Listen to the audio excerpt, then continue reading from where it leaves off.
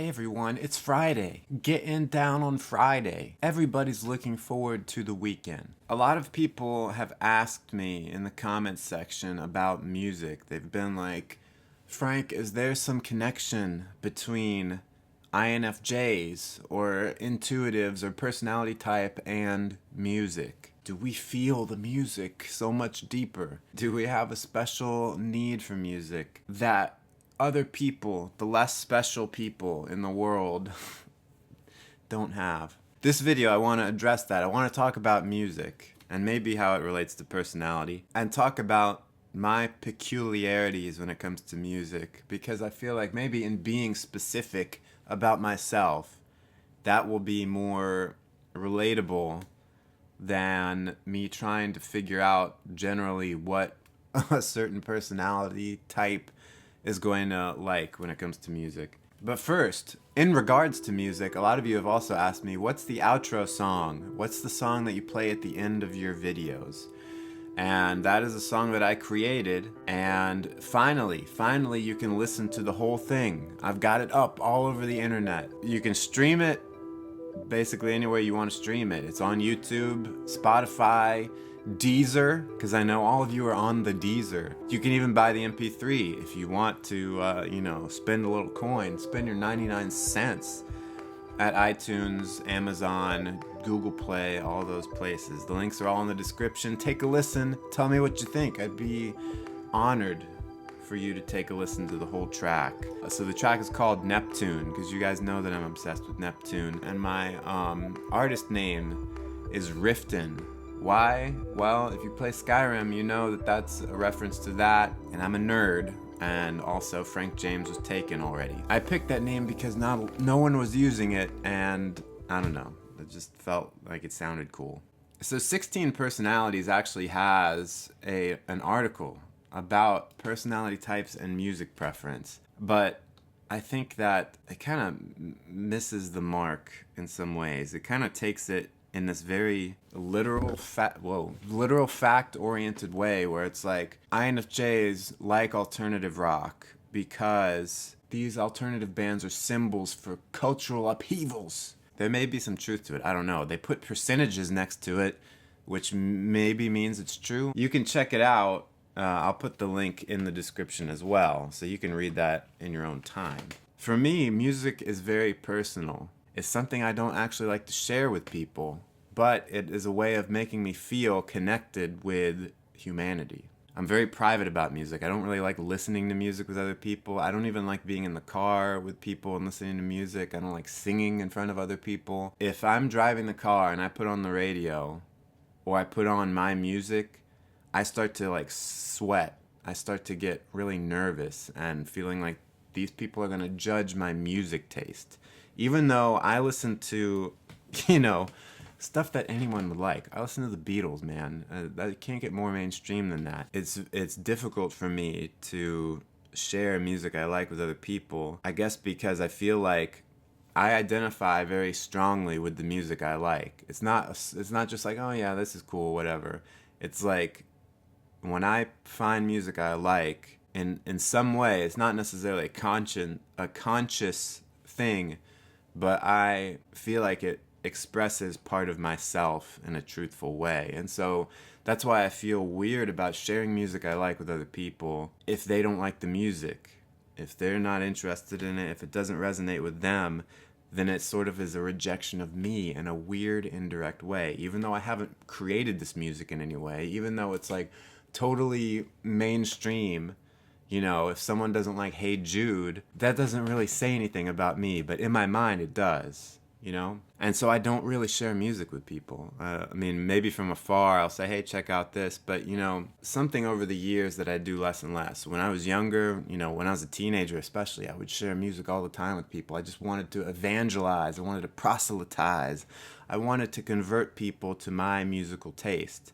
But I soon realized that that was never going to happen, because my musical taste is shaped by my mother, especially listening to her vinyl and stuff that she got in college, in childhood and college. So basically, everything that I listened to is skewed toward the 60s and early 70s. You know, eventually, it really wasn't until I was in high school that I started to branch out beyond that and listen to newer music, as weird as that sounds. And so now I feel like I have a somewhat balanced array of things I listen to, but it's definitely skewed toward the general idea that music was better back then, and it hasn't recovered since 1975.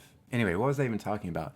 I eventually I got to a point where I was like, people don't care what music I listen to. They don't want to like what I like unless they like it, and they're not going to like it. It takes me a long time to get a connection to music. And the thing is, maybe you feel this too. It's difficult for me to just like new music. Like it can catch me sometimes right away, but usually I feel like I need to spend some time with music. It has to earn its place, you know, in my psyche. It has to, because when you're listening to music, music is going to emotionally manipulate you. Manipulate is like a negative connotation, but let's just say it's going to move you emotionally, even if you don't like it, even if you don't want it to. And so for me to accept some music, to like it, it's giving permission for the music to take me on a ride and to emotionally move me. And in some ways, I feel like I have to trust the artist and I have to know the artist a little bit. And so it's this weird thing. Maybe this is introverted intuition at work, if we're going to shoehorn personality typing into it, that I need to understand the whole darn thing. I need to understand, who is this person who wrote this? What were they going for? What did they mean? And then I can be on board with it. And then I take it a step further, because this is something that I am very guilty of, is finding deep meanings where perhaps there aren't any. In everything, really, but especially in music. And so there are some songs that are on the surface kind of just like happy-go-lucky, off-the-cuff, you know, rock and roll songs. There maybe nothing there, but to me there are things about it where it's like this really deep, emotionally dark stuff is being slipped in. And I listen to this stuff and I'm like, oh my gosh. See, that's what I love, is not just in music, but any kind of art where it's like light and cheerful on the surface, but then something gets slipped in and you realize that there is something much more profound. But I read a depth into them that maybe is there, maybe is not, I don't know. If you look at the Sgt. Pepper album, the Beatles do this with this album. If you don't know Sgt. Pepper, please just get on it. So with the Beatles and Sgt. Pepper, if you don't know the concept of this album, basically it was, they weren't the Beatles, they were Sgt. Pepper. And it was all these kind of fun, silly songs, and Ringo pretended to be Billy Shears, and they made all these weird songs that were not typical of a rock band, you know, like When I'm 64, and they're all kind of upbeat. Benefit of Mr. Kite, Getting Better. I'm basically just gonna ramble off the track list in the wrong order. But then at the end of the album, you have the Sgt. Pepper reprise, and it's like this big thing, like, thanks for coming to the show, and then it goes into A Day in the Life, which is like this really down-tempo song, has this more foreboding feeling to it. It starts with the lyrics, I read the news today, oh boy, and it's sort of like bringing you back into the real world. It's like the show is over, Sgt. Pepper is over, and then going into A Day in the Life in like a more gritty but still oddly dreamlike world. That song puts the whole rest of the album into a totally different context and a different framework. It's been this like silly, frivolous thing. Fun, yeah, but still like not much to it until you get to the end. When you look at the whole album through the lens of that last track, through A Day in the Life, it's completely different. And then when you go back and listen to it again, you can't help but feel the weight of that last song under the album, the whole album. It's like it's leading to that. That's what it is. It's like everything else was a facade. If you want to know how much I read into stuff, in the last verse of Let It Be, Paul hits a wrong chord when he says, Mother Mary comes to me. He hits the wrong chord on the piano.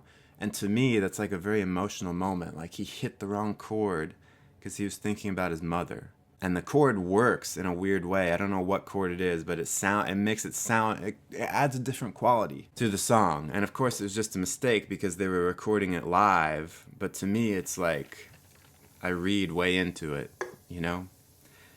Is this video totally unrelatable to anybody? Like, I feel like I'm probably just, this is probably the most self-serving, esoteric video I've ever made. I need to feel like there's meaning, like a deep meaning, but I don't need to be hit over the head by it. I don't like to feel emotionally manipulated. I don't like it when things are so on the nose. I like it when something's a little hidden.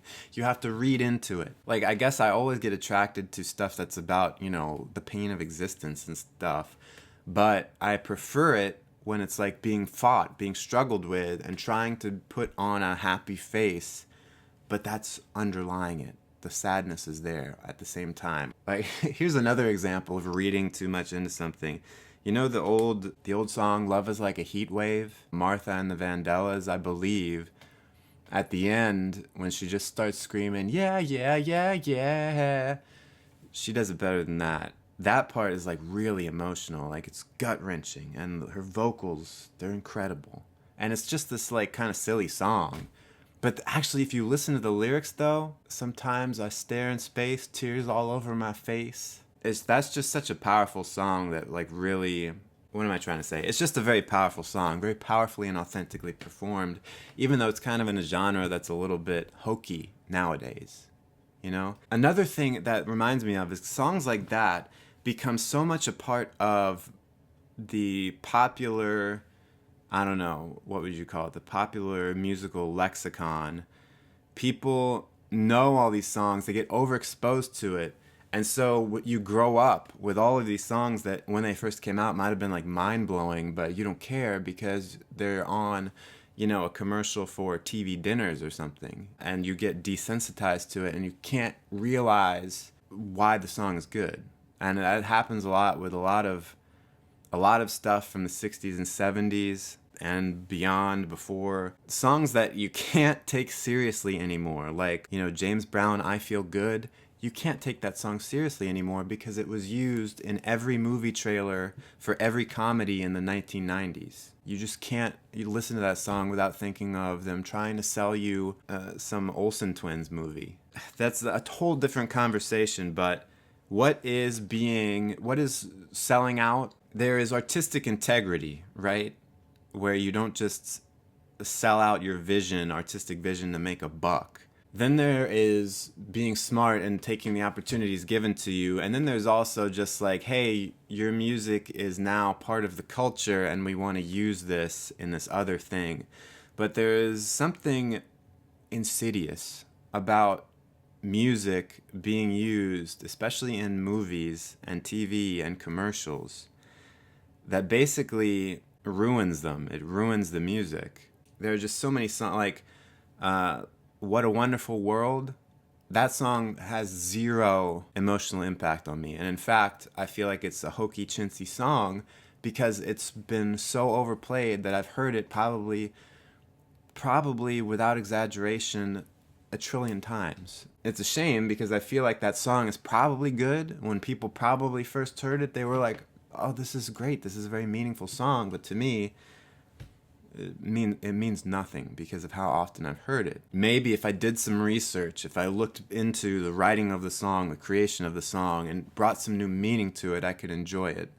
Or maybe it's just a lost cause. And then on the other hand, you have bands today who are making stuff and it's like a big thing to get your song in a commercial. And I don't know, what would I do if I was a musician now? I'd probably get that money while I could. I mean, these people aren't stupid. They know that they might never sell a record again after this year. Who knows? But it gets kind of ridiculous when it's like, I feel like Imagine Dragons has had like 3 or 4 songs in the last 6 months on car commercials. And it's sort of like, I joke that their next song is just going to be called like "Buy This Jeep." Is that wrong? Are they diluting?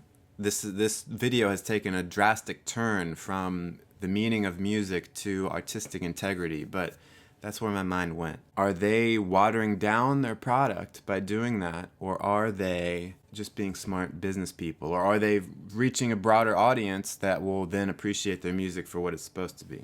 And so am I selling out when I sell my outro song for 99 cents? I don't think so. Anyway, thanks so much for watching. Let me know what you think. What's your relationship to music? Was there anything that I said that you related to when it comes to music, when it comes to artistic integrity? Leave a like if you liked the video. Subscribe if you have subscribed in the past tense if you haven't already. Till next time, stay cool and attractive.